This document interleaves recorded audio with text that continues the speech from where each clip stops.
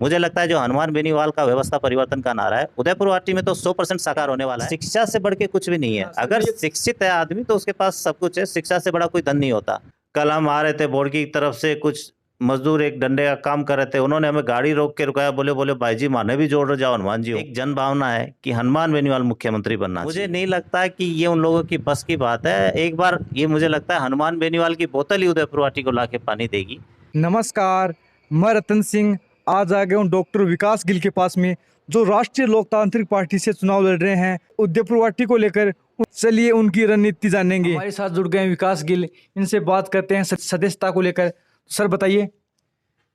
अभी 31 तारीख को जयपुर में आरएलपी सुप्रीमो हनुमान बेनीवाल जी ने बिरला ऑडिटोरियम में एक मीटिंग करी थी और उस मीटिंग में हमने एक महासदस्यता अभियान और उसका हमारा टैग था कि सदस्यता से सत्ता की ओर। जो सत्ता परिवर्तन की बात कर रहे हैं, व्यवस्था परिवर्तन की बात कर रहे हैं, तो हमारी पार्टी राष्ट्रीय लोकतांत्रिक पार्टी पूरे राजस्थान में गांव ढाणी के अंतिम छोर पे बैठे हुए आदमी को भी राष्ट्रीय लोकतांत्रिक पार्टी से जुड़ने का 1 महीने का मुहिम चलाया, जिसमें हमारा उद्देश्य है कि राजस्थान में करीब 1 करोड़ से ज्यादा हम सदस्य बनाए। और मुझे लगता है कि हनुमान जी ने जो टारगेट दिया था 1 करोड़ का, वो अभी तक हम पार कर चुके हैं। और जैसे हम गांव में जा रहे हैं, उदयपुर वाटी की बात करें, हम अलग अलग गांव में जा रहे हैं सदस्यता अभियान के रथ को लेके। एक सदस्यता अभियान का एक रथ भी तैयार कराया गया है गाड़ी पे। तो हम जा रहे हैं तो लोग कह रहे हैं कि हमने तो ऑलरेडी फोन कर लिया उस नंबर पे, ऑलरेडी सदस्यता ले चुके हैं। तो लोगों का रुझान बहुत ज्यादा है राष्ट्रीय लोकतांत्रिक पार्टी के लिए। और जो लोग कह रहे थे कि राष्ट्रीय लोकतांत्रिक पार्टी तो एक युवाओं की पार्टी है या एक व्यक्ति विशेष या एक समाज विशेष की पार्टी है, तो जहां हम गांव में जा रहे हैं, बुजुर्ग लोग जो फोन सही से चलाना नहीं जानते, कीपैड वाला फोन है, वो भी दिखा रहे हैं कि हमने राष्ट्रीय लोकतांत्रिक पार्टी की सदस्यता ले रही है। और महिलाओं ने और बुजुर्गों ने युवाओं से बढ़ चढ़ करके राष्ट्रीय लोकतांत्रिक पार्टी की सदस्यता ले रहे हैं। हम जब गाड़ी लेके निकल रहे हैं, राष्ट्रीय लोकतांत्रिक पार्टी का रथ लेके निकल रहे हैं, तो कई जगह लोग हाथ देके गाड़ी रुकवा लेते हैं और सदस्यता ग्रहण कर रहे हैं। कल हम आ रहे थे बोर्ड की तरफ से, कुछ मजदूर एक डंडे का काम कर रहे थे, उन्होंने हमें गाड़ी रोक के रुकाया, बोले बोले भाई जी माने भी जोड़ जाओ हनुमान जी हूँ। तो लोगों का राष्ट्रीय लोकतांत्रिक पार्टी से बहुत बड़ी उम्मीद है। और जो व्यवस्था परिवर्तन की बात कर रहे हैं और जो हनुमान बेनीवाल जी जो युवाओं और किसानों के उद्यान की बात कर रहे हैं, उसको लेके राष्ट्रीय लोकतांत्रिक पार्टी से लोगों को एक बहुत बड़ी उम्मीद है। और हमें आशा है कि जो ये राष्ट्रीय लोकतांत्रिक पार्टी का जो हनुमान बेनीवाल जी ने एक मुहिम ली है व्यवस्था परिवर्तन की, इस समय जो आज की स्थिति है, जैसे कांग्रेस और बीजेपी का जो मिलाजुली का सिस्टम चल रहा है कि एक बार कांग्रेस एक बार बीजेपी, और ये मतलब आपस में जो इनका गठबंधन ही मान लीजिए आप, उसको बहुत अलग करके और राष्ट्रीय लोकतांत्रिक पार्टी की व्यवस्था परिवर्तन की बात कर रही है। और आपने देखा होगा कि राजस्थान में कुछ उपचुनाव हुए थे और उन उपचुनाव में राष्ट्रीय लोकतांत्रिक पार्टी दूसरे नंबर पे आ रही थी। कहीं जहां कांग्रेस जीत रही थी बीजेपी कहीं तीसरे नंबर पे, कहीं चौथे नंबर पे, और राष्ट्रीय लोकतांत्रिक पार्टी तकरीबन 50,000 के आसपास मत ले रही थी सभी जगह। तो लोगों का राष्ट्रीय लोकतांत्रिक पार्टी की तरफ बहुत बड़ा एक रुझान बढ़ रहा है और हमें उम्मीद है कि इस बार सत्ता में राष्ट्रीय लोकतांत्रिक पार्टी आएगी। और एक जन भावना है कि हनुमान बेनीवाल मुख्यमंत्री बनना चाहिए। युवाओं की है, किसानों की है, और हर पीड़ित आदमी की एक जन भावना है कि जहां मतलब किसी को कोई उम्मीद नहीं है, वहां हनुमान बेनीवाल आखिरी उम्मीद लगता है। कोई भी आप देखिए, आज बजरी की बात कर लीजिए या किसी भी तरह का कोई भी पीड़ित आदमी है, वो अपनी आखिरी उम्मीद हनुमान बेनीवाल को मानता है कि हनुमान बेनीवाल के पास अगर एक बार हम पहुंच जाएंगे तो हमारा काम हो जाएगा। और लोगों को उम्मीद है कि अगर हनुमान बेनीवाल एक बार सत्ता में आ जाएंगे तो व्यवस्था परिवर्तन राजस्थान में जरूर होगा। सर गुड्डा बचाओ समिति में आपकी भी महत्वपूर्ण भूमिका रही। मैंने आके देखा था। तो आप भी देखा जा रहा है कि सुप्रीम चौधरी जी का स्वागत किया जा रहा है, तो आपका स्वागत क्यों नहीं किया जा रहा? देखिए कि ये जो गुड्डा बचाओ संघर्ष समिति थी, हम तो उसमें एक मार्गदर्शक सदस्य ही थे। गुड्डा बचाओ संघर्ष समिति के अध्यक्ष थे कूड़ाराम जी जाखड़ साहब, भाई जेपी मेला, नरेंद्र जी गढ़वाल साहब, प्रहलाद जी गिल, मूलचंद जी खनीटा, और सभी मतलब सभी दलों के लोग उसमें शामिल थे। और हम तो खाली एक मार्गदर्शक की जगह में थे। तो जो हमसे बन पड़ा, जो हम कर सकते थे उस समय, वो हमने गुड्डा को एक जन भावना थी कि गुडा झुंझुनू जिले में रहना चाहिए, आरजे 18 में रहना चाहिए, वो मतलब यहाँ के लोगों के एक मान सम्मान की बात थी।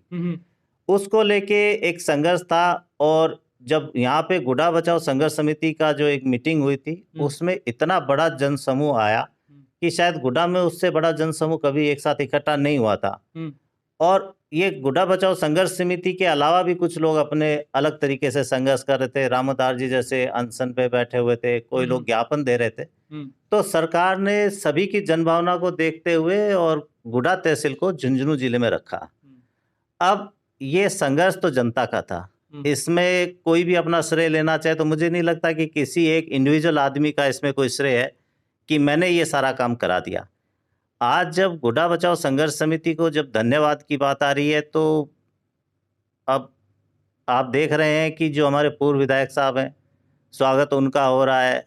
एक इंडिविजुअल का जहाँ बात आ गई, तो ये जनता का आंदोलन था, किसी एक आदमी का नहीं था। तो मेरा मानना यह है कि जिस बैनर के तले वो संघर्ष समिति चल रही थी, गुडा बचाओ संघर्ष समिति, और उस बैनर पे उस समय जो नाम थे, उस समय जो चेहरे थे, वही आज धन्यवाद में होने चाहिए।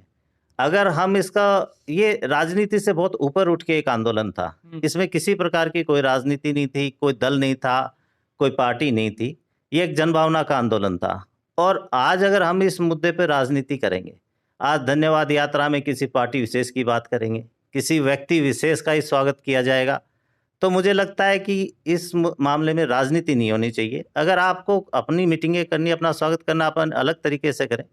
इस बैनर के तले आप अपना एक इंडिविजुअल स्वागत कराएं या अपनी ही पार्टी की विचारधारा को फैलाएं लोगों के बीच में, तो मुझे लगता है इस जो संघर्ष समिति है, इसको राजनीति से दूर रखना चाहिए। और कहीं ना कहीं मुझे लगता है कि उसमें सभी दलों के लोग थे।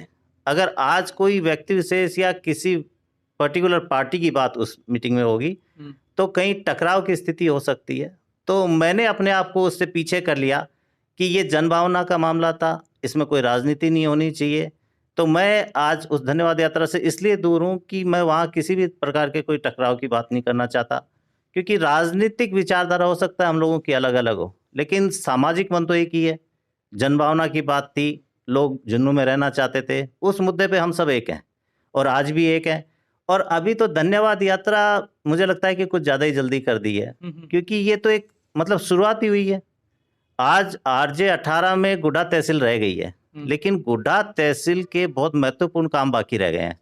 जैसे गुडा को एक उपखंड का दर्जा मिलना चाहिए। आज कोई भी काम होगा तो यहाँ गुडा तहसील के आदमी को या तो झुंझुनू जाना पड़ेगा या नवलगढ़ जाना पड़ेगा। तो अभी तो ये खाली एक शुरुआत हुई है, एक तो पहली सीढ़ी है। अभी बहुत जल्दबाजी कर दी कि हमने कोई किला फतेह कर लिया है, वो अभी शुरुआत ही करी है। यहाँ एसडीएम ऑफिस आना चाहिए, एक्शन ऑफिस आना चाहिए, कॉलेजेस हो, ट्रॉमा सेंटर हो, जो एक उपखंड का दर्जा है, जो एक उपखंड का अधिकार है, वो गुडा तहसील को मिलना चाहिए। तो आज शायद बहुत जल्दबाजी कर रहे हैं हम इस धन्यवाद के लिए। धन्यवाद रैली जब करेंगे, जब गुडा को उपखंड का एक दर्जा मिल जाएगा, यहाँ पंचायत समिति खुल जाएगी, गुडा तहसील में एसडीएम ऑफिस खुल जाएगा, धन्यवाद रैली उसके बाद निकाल लेंगे। अभी आप मतलब कोई काम शुरू किया है और नींव रखते ही आप कहे कि बहुत बड़ा काम कर लिया है, धन्यवाद होना चाहिए, तो मुझे लगता है इसमें बहुत बड़ी जल्दबाजी है। और जो राजनीति करना चाहते हैं, अभी 3-3.5 महीने की बात है। जिनको अपना राजनीति में भविष्य देखना है, अभी मौका पड़ा है सामने, राजनीति सब लोग कर रहे हैं। जिसको जिस प्रकार की राजनीति करनी है, जिस दल में उनका मन है, जिस पार्टी से वो लोग जुड़े हैं, वो राजनीति करें, उसमें कोई दिक्कत नहीं है। लेकिन इस संघर्ष समिति को राजनीति से अलग रखना चाहिए। सर, जो युवा गुड्डा को बचाने के लिए संघर्ष में आए और उसको केस लगा, अभी तक क्या वो हट गया? उस दिन जब यहाँ पे एक मीटिंग थी, बहुत बड़ा जनसैलाब यहाँ था, तो उसमें हजारों युवाओं पे एक केस लग गया था ना।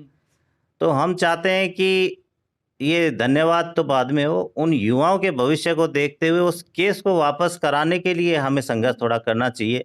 उच्च अधिकारियों से बात करनी चाहिए, एसपी से बात करनी चाहिए, एसपी साहब क्या कहते हैं, और अगर यहाँ बात नहीं बनती है तो हमें जयपुर बात करनी चाहिए, या जो भी हमें जहाँ भी जो भी प्रोसेस है उसको करके, और युवाओं पे जो केस लगे हैं उनको हटाना हमारी प्राथमिकता होनी चाहिए, क्योंकि उनके रोजगार का सवाल है, उनके भविष्य का सवाल है।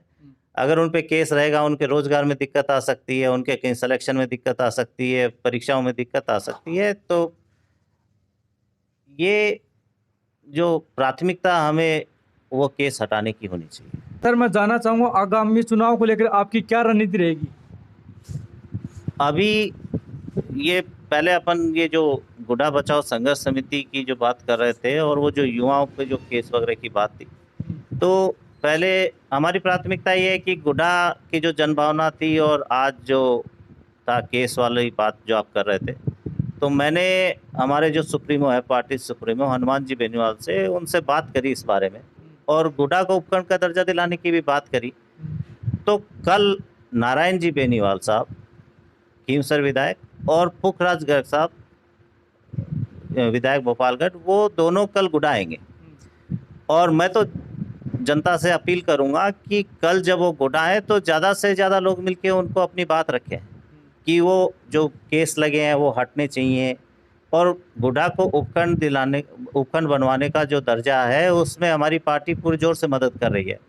हनुमान बेनीवाल साहब ने हमें पूरी तरह से आश्वस्त किया है कि गुड्डा को उपखंड का दर्जा दिलाने में हमारी पार्टी पूरा सहयोग करेगी गुड्डा वासियों के साथ, और ये जो केस लगे हैं इनको हटाने में भी हमारी पूरी मदद करेगी। और जो आप आगे की रणनीति की बात कर रहे हैं, तो अभी चुनाव सामने आ रहे हैं, हमने सदस्यता अभियान चालू किया है और जो क्रेज़ लोगों में, बच्चों में, युवाओं में, महिलाओं में, बुजुर्गों में जो क्रेज़ दिख रहा है उसको देख के मुझे लग रहा है कि पहले तो मैं सोच रहा था कि 15-20 हज़ार की सदस्यता होगी उदयपुर वाटी में। अब मुझे लग रहा है कि जिस हिसाब से लोग गाड़ियां रोक रोक के मेंबरशिप ले रहे हैं, सामने से कॉल करके अपना मेंबरशिप कोड हमें भेज रहे हैं, मुझे लगता है कि हम 40-45 हज़ार की मेंबरशिप गुड्डा विधानसभा में, मतलब गुड्डा तहसील और उदयपुर वाटी तहसील, पूरी उदयपुर वाटी विधानसभा में 40 से 45 हज़ार की मेंबरशिप हम कर लेंगे। सर ऐसे ही बताया जा रहा है कि जब सुप्रीम चौधरी से पूछते हैं तो वो बोलते हैं कि 70 साल में इतना विकास किया है कभी किसी ने किया ही नहीं, और जब मंत्री जी के पास जाते हैं तो वो भी यही बात बोलते हैं कि 70 साल में इतना विकास किया है किसी ने किया ही नहीं। क्या कहना चाहोगे? या तो इन्हें इतिहास का पता नहीं है। उदयपुर वाटी में पहली बार जब सड़क और बिजली की लाइन डली थी, है ना, नवलगढ़ से केड के लिए बिजली की लाइन डली थी और उसी दौरान सड़क भी डली थी। उस समय शिवनाथ सिंह जी विधायक थे। तो अगर शिवनाथ सिंह जी इस तरह की बात कहते कि अगर मैं नहीं होता तो उदयपुर वाटी में सड़क नहीं आती या बिजली नहीं आती, तो इस तरह की बात कहना गलत है। और वो कह रहे हैं कि उन्होंने विकास कराया, तो मैं आपसे यही तो कह रहा हूँ कि उदयपुर वाटी में ऐसी क्या चीज़ है कि वो कह रहे हैं कि हमने ऐसा करा दिया। अब 200 विधानसभा है राजस्थान में आज की तारीख में, और कोई भी ऐसी विधानसभा नहीं होगी कि जिसमें CHC, PHC, क्रमोन्नत हुए स्कूल, 12वीं तक के स्कूल, सड़कें, ये सारे तो सभी विधानसभाओं में काम हो रहे हैं। उन्होंने उदयपुर वाटी वासियों के लिए ऐसा क्या काम करा है कि वो कह रहे हैं कि ये काम हमने ही करा दिया, वरना ये काम होता नहीं। अब सेंटर की स्कीमें हैं, सड़कों की, प्रधानमंत्री की कुछ योजनाएं हैं, जल मिशन की योजनाएं, ये काम तो होना ही है। वो चाहेंगे तो भी होगा, नहीं चाहेंगे तो भी होगा। तो जो सरकार की स्कीम है वो काम तो होना ही है। अगर वो अपना प्रयास करके, अगर उदयपुर वाटी का नाम रोशन करना चाहते थे, यहाँ साइंस पार्क खुलवा देते, कोई इंडस्ट्री लगवा देते, स्पोर्ट्स यूनिवर्सिटी की बात चल रही है, यहाँ यूनिवर्सिटी, स्पोर्ट्स यूनिवर्सिटी खुलवा देते, कुछ किसानों के लिए कोई अनुसंधान केंद्र वगैरह खुलवा देते, इस तरह का कुछ योगदान अगर उनका रहता है युवाओं और किसानों के लिए, तो हम मानते कि उन्होंने कुछ करवाया है। अब वो कोई कहे कि सड़कें बनवाई हैं मैंने, मेरे राज्य में बहुत सारी सड़कें गिर गई हैं, तो आप देखो कि उन सड़कों की आज क्या हालत है।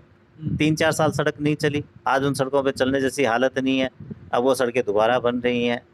इस तरह की बातें करना, मुझे लगता है कि एक विधायक लेवल के आदमी को या एक मंत्री लेवल के आदमी को इस तरह की बातें करना कि मैंने CHC खुलवा दी, PHC खुलवा दी, विद्यालय क्रमोन्नत करा दिया, ये बाहर जब जयपुर में बैठते हैं तो एक हंसी की बात है कि बोले यार आपका विधायक कह रहा है कि मैंने सड़क बनवा दी, मैंने PHC खुलवा दी। बोले कौन सी विधानसभा है 200 जिसमें ये काम नहीं हो रहे हैं? तो ये काम सरकारी जो प्रक्रिया से काम है सभी जगह होते हैं। हो सकता है 1-2 ज़्यादा खुला दी हो, अपने पक्ष के आदमी के घर के पास में से सड़क निकलवा दी हो, इस तरह के काम आम काम है और ये सरकार में होते ही हैं। लेकिन उन्होंने कोई मतलब इससे अलग अगर कोई काम कराया होता जिससे उदयपुर वाटी का नाम रोशन होता, यहाँ लोग बाहर से आते, उदयपुर वाटी को कोई रोजगार मिलता, तो हम मानते कि उन्होंने उदयपुर वाटी के लिए कुछ किया है। इस तरह की बातें करके जनता को गुमराह करना, मुझे नहीं लगता कि आज पढ़ी लिखी जनता इन बातों से कोई फर्क पड़ता है। लेकिन जनता अब समझ चुकी है और व्यवस्था परिवर्तन का मन बना चुकी है। मुझे लगता है जो हनुमान बेनीवाल का व्यवस्था परिवर्तन का नारा है, उदयपुर वाटी में तो 100% साकार होने वाला है। हनुमान जी बेनीवाल जिसको भी बोतल का चिन्ह दे के भेजेंगे, उदयपुर वाटी की जनता उसके साथ है। सर आपको इस बार उदयपुर वाटी ने मौका दिया तो सबसे पहले क्या विकास करना चाहोगे आप? मैं सबसे पहले अगर उदयपुर वाटी की बात करें अपन, तो उदयपुर वाटी में बहुत ज़्यादा अवैध खनन वगैरह हो रहा है। अगर अपन चकजोधपुरा और इस तरफ जाते हैं तो जो काटली नदी आया करती थी, इसमें इतना खनन होने की वजह से उन गाँव में पानी सूख गया है। और जो हमारा चौरा कैंप है, वहाँ का पानी कॉपर आज भी जा रहा है, और गडला, मैनपुरा, इन बेल्टों का जो पानी है, ये मतलब किसान के पास पीने को पानी नहीं है, खेती करना तो दूर की बात है। तो सबसे पहले हमारी प्राथमिकता रहेगी कि पानी उदयपुर वाटी के लोगों को मिलना चाहिए। और कुंभाराम लिफ्ट के नाम पे कभी हमारे मंत्री जी, कभी पूर्व विधायक ये अपनी पीठ थपथपा लेते हैं कि हम कुंभाराम लिफ्ट लेके आ रहे हैं। मुझे नहीं लगता है कि ये उन लोगों की बस की बात है। एक बार ये मुझे लगता है हनुमान बेनीवाल की बोतल ही उदयपुर वाटी को लाके पानी देगी। और सबसे पहले हमारी प्राथमिकता पानी की रहेगी, फिर युवाओं के लिए कॉलेजेस की रहेगी। सर, आप शिक्षा पे क्या काम करोगे? शिक्षा में मैं चाहूँगा कि उदयपुर वाटी विधानसभा क्षेत्र में खेल यूनिवर्सिटी आए, क्योंकि आज स्पोर्ट्स का बहुत बड़ा स्कोप है और स्पोर्ट्स से लोगों को अच्छा रोजगार मिल रहा है और लोगों के, युवाओं के भविष्य में स्पोर्ट्स का बहुत बड़ा योगदान है। तो मेरी प्राथमिकता रहेगी कि मैं युवाओं के लिए यहाँ स्पोर्ट्स यूनिवर्सिटी वरना स्पोर्ट्स कॉलेज का निर्माण तो जरूर करवाने का प्रयास रहेगा। और ये शायद हमारे नेताओं की कमी रही होगी, क्योंकि सरकारी व्यवस्थाएं सब जगह हैं, सरकारी कॉलेज, हॉस्पिटल, ये सब जगह हैं। हमने हो सकता है कि हमारे राजनीतिक स्वार्थ के कारण वहाँ पे नहीं बनवाए हो, और जहाँ हमारे वोट बैंक है हमने उस तरफ बनवा दिए हो। तो ये व्यवस्थाएं करानी पड़ेंगी। अगर स्कूल किसी गांव में या किसी ढाणी में, आज तो हर जगह स्कूल है, अगर कहीं स्कूलें बंद हो गई हैं उनको खुलाने का प्रयास करेंगे, और जहाँ नहीं है वहाँ खुलवाने का प्रयास करेंगे। शिक्षा से बढ़ के कुछ भी नहीं है। अगर शिक्षित है आदमी तो उसके पास सब कुछ है, शिक्षा से बड़ा कोई धन नहीं होता। तो हम तो यही प्रयास करेंगे कि हमारा युवा जो शिक्षित है उसको रोजगार मिले, जो शिक्षित नहीं है उसको शिक्षा मिले। और शिक्षित युवा, खास करके RJ 18 जो झुंझुनू का जो टैग है, उसके युवा पूरी दुनिया मानती है कि शिक्षित लोग हैं, संघर्षशील लोग हैं। और आज गुडा तहसील झुन्नू में क्यों रहना चाहता है? क्योंकि RJ 18 जो है एक झुन्नू जिला है, वो एक प्राउड की बात है कि हम झुन्नू, हाँ, तो उसको और बढ़ावा देने का प्रयास करेंगे।